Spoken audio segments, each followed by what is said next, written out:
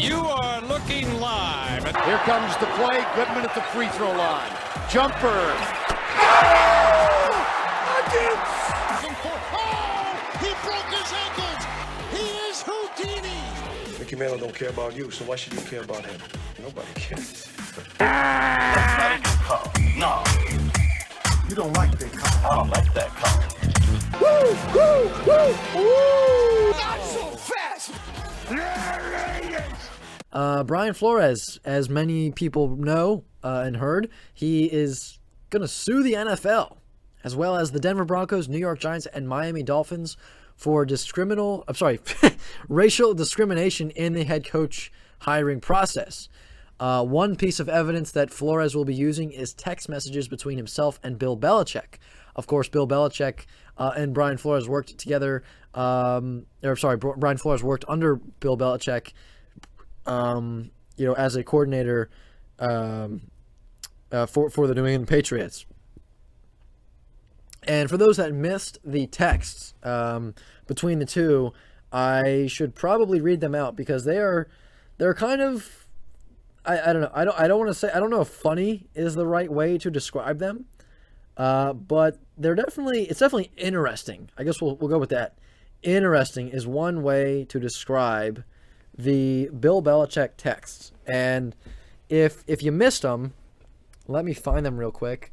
It was really odd. So it was a text message between Brian Flores and Bill Belichick talking about getting interviewed, getting hired, whatever. So here you go. Bill Belichick and Brian Flores text messages. Bill Belichick starts off by sending this to Brian Flores. Bill Belichick says, quote, "Sounds like you have landed. Congrats!" Exclamation point, exclamation point. I'm sorry. I really should be in full Bill Belichick form here. He said, "Sounds like you've landed. Congrats." Brian Flores says, "Did you hear something I didn't hear?" Bill Belichick just replies, "Giants?"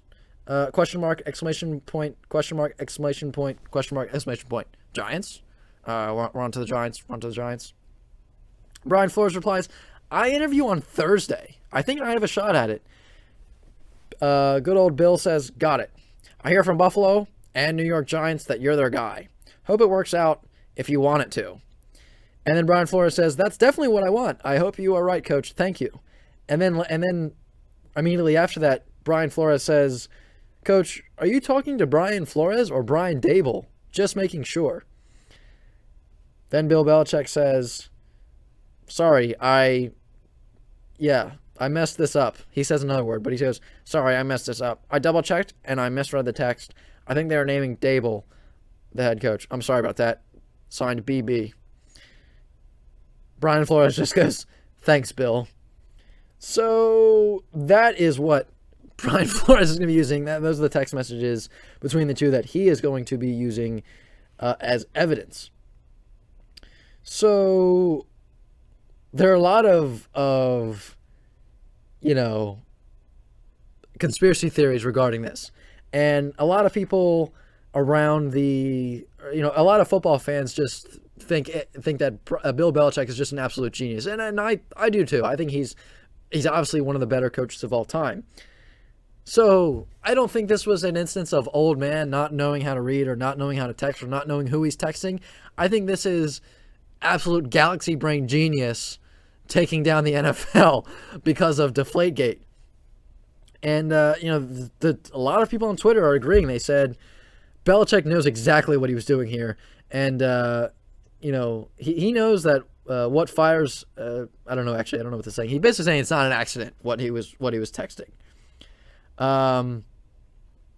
So, yeah, a lot of people are saying that they think this is intentional. And even this one guy says, Bill's definitely up to something here. He is way too smart for this to be an accident. Mastermind has some kind of master plan. Which, yeah, I don't know. I don't know if Belichick is doing that on purpose. I don't know if it was an accident. We'll never know, obviously, but I wouldn't discredit the thoughts of it being on purpose, right? Bill Belichick he's always 3 steps ahead of you just when you think you're catching up to him, he's already 3 steps ahead of you. So another piece of the puzzle here is that the Dolphins owner Stephen Ross reportedly bribed Brian Flores to tank in the 2019 season, bribing him $100,000 for each game that was lost. Brian Flores, what he had to say about that was, that's just not what I'm about, basically. He goes, I'm just not going to lose games on purpose. That's basically saying that's not how I roll. And then the other aspect of this lawsuit is that the Giants made up their mind on hiring Brian Dable before they even interviewed Brian Flores, which was odd. So I don't know. And that goes along with the text messages that, you'll see as well. Going to be honest with you here, I don't really know quite where the Denver Broncos fit into this lawsuit, but that'll be interesting. Again, not really sure how they fit into the lawsuit, but who knows? Maybe just threw them in there just because there's obviously something going on there that he wasn't too thrilled with. So my take on this whole situation is what it always has been, right? People will talk about, you got to hire, this demographic, or you got to hire people from this background or whatever, right? And my take on this is the same as it always has been, and it will always be it will always will be this. You make a hire based on skill, right? Based on who is most qualified for that job, not based on fulfilling a what's it called? Anyway, basically, don't hire the guy based on skin color, and that goes both ways, right? That goes, don't hire Nathaniel Hackett based on his skin color. Don't hire, Brian Dable based on his skin color, and don't hire Brian Flores based on his skin color, right? Hire who the best candidate is. And I'm going to be quite honest with you here. I think Brian Flores was a really good coach. I think that firing him, like the Miami Dolphins firing him, was an incredible mistake. Because I think he was, I think he was really good. I think he was terrific. He took a, so-so team and almost took them to the playoffs this year under some bad upper management as well, right? Stephen Ross, there's been a lot of things said about him that aren't exactly the best things in the world. You took Tua Tagovailoa, you took, Jalen Waddle, and then some other guys that aren't really all that amazing, and then you had Mike Gesicki, and that was pretty much it on offense. And then you had a subpar to, the defense was good at times, right? But it was never the Dolphins defense was never one that said, oh my God, they were just amazing, right? The Dolphins defense never knocked your socks off. So I was thinking about this, and I'm thinking, imagine what Brian Flores would have done with a good roster, right? Imagine what he would have done with, good players, right? And there were a lot of reports saying that, Brian Flores wanted to go one way in the draft, or he wanted to go one way in free agency, and upper management kind of shut him down on it.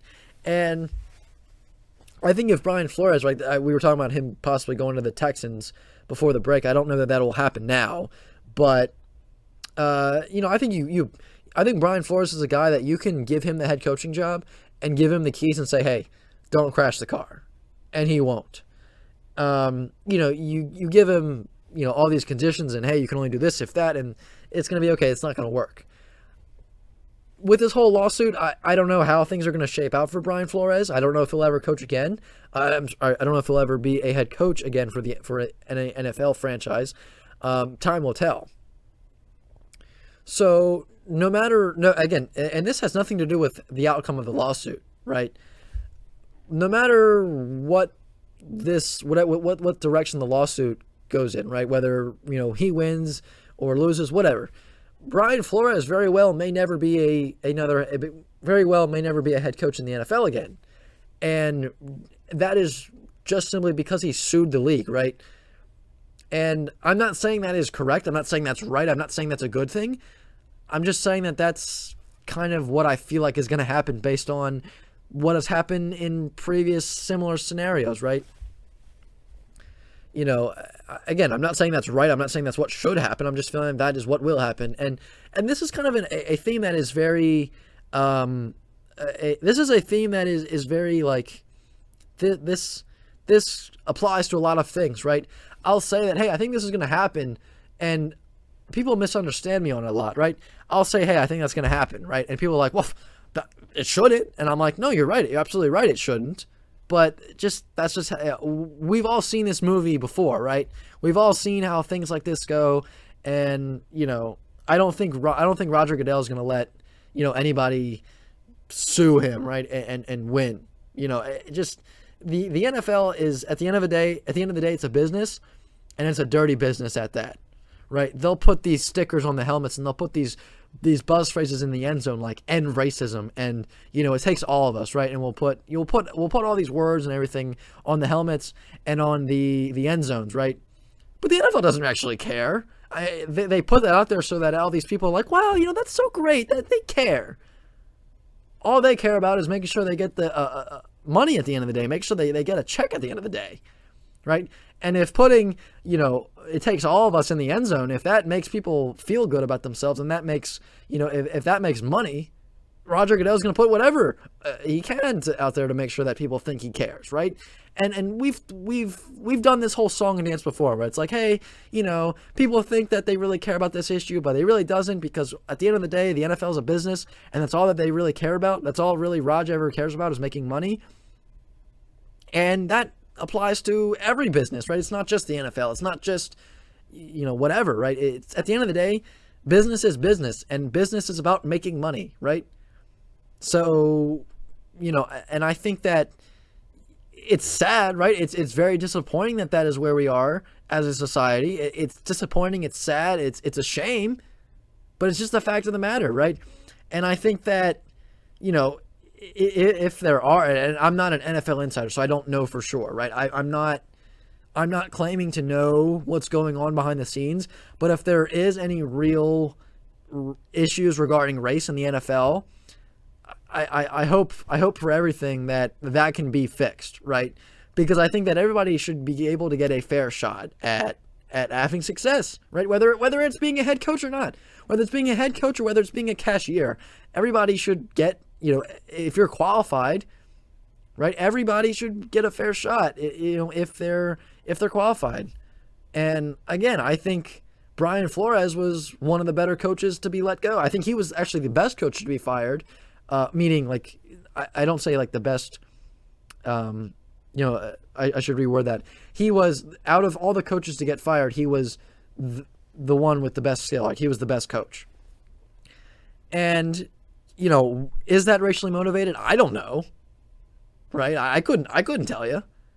But if it is, I hope that is fixed, because that's not right. And I think everybody knows that. I think that's basic stuff. But, people saying that this is going to be, this is going to take down the league. This is going to be, this is going to be the end of the NFL. This is going to be, a major bomb shock. This is going to change everything. I don't think that's what's going to happen. I think what's going to happen is the two sides are going to reach a settlement. A big, some significant money is going to be handed out, and that'll be that. I think both sides will go their own way, and that's that. Again, I'm not saying that's right. I'm not saying that's how it should be. I'm just knowing how the NFL has done things in the past, 10 years, right? That is just kind of what I'm expecting from them at this point. Again, not saying it's right, not saying that's how it should be, not saying that's how it ought to be, but I'm just saying that's how it has been in prior years, and I don't know that this is where things are going to change. Maybe it is. We'll have to wait and see, but again, and at the end of the day, the NFL is a business. Their main worry is making money, and the real life issues that they claim to care so much about, I'm sure that they do care to a certain extent, but they don't care quite nearly as much as fans think that they do. And again, that's really sad. That's a shame, but I can't do anything about it, and I'm not quite sure that many other people can do anything about it. It's a shame that that's where things are, that, everything is so financially motivated, right? And sure, there are good people out there that, do things for the right reasons and not necessarily doing it only to make money. But that is few and far between, which is, it's sad. But I'm not here to tell you that it's right. I'm not here to tell you that that's how it ought to be. I'm just telling you that that's how things work out there. And the NFL is another example of that, right? Because if things were all peachy, this kind of stuff wouldn't happen.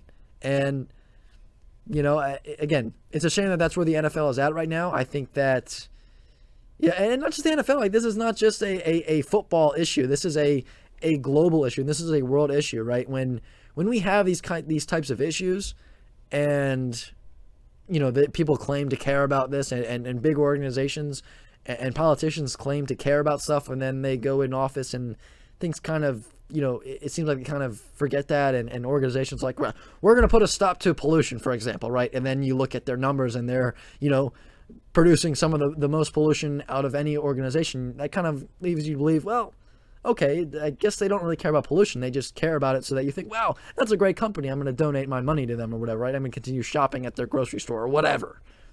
That's just how things are. And again, I'm not saying it's right. It's a shame. It's disgusting. But, that is, it's not all peaches and cream out there. And it's a shame. It is a real shame